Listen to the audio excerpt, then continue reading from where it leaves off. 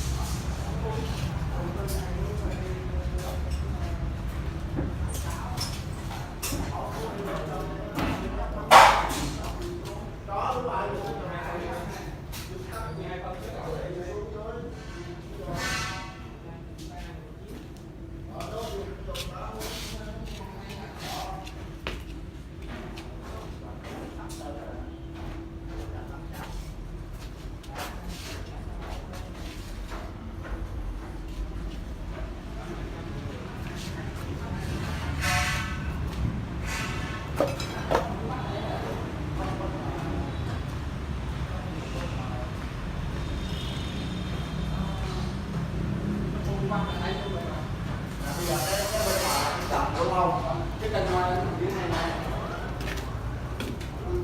Cái kênh này nó có đây nữa. Đúng không? Kênh ngoài mình đây này. Qua cái đường này không gì? Không, trồng ngoài này nó có cái cột đà hết rồi.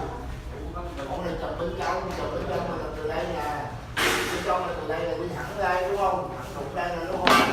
Dương cấp xuống đây. Đi vô đây. Vậy là cái hai cùng luôn hả? Bên ngoài có cái đây. Cái đó là hết. Đúng rồi. Về cái bàn đi dùng thấy bên. Đưa xài.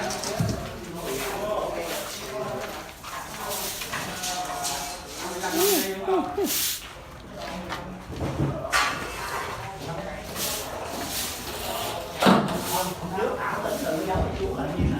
3 năm là hoàn thiện luôn. 3 năm là hoàn thiện. 57. Đó, cán 57 là tô hoàn thiện lên là đúng 3 năm đó. Thì giờ cán ổng cũng được, chứ đâu có nhầm nhòi vậy. Chồng hồ già trong cán. Chỗ này không có hồ luôn nè. Không hồ thì trái hồ thì lót gạch. Cái hồ nó lót gạch. Cái gì đâu, bình thường. Tính kỹ lại đi, 5-7 năm được.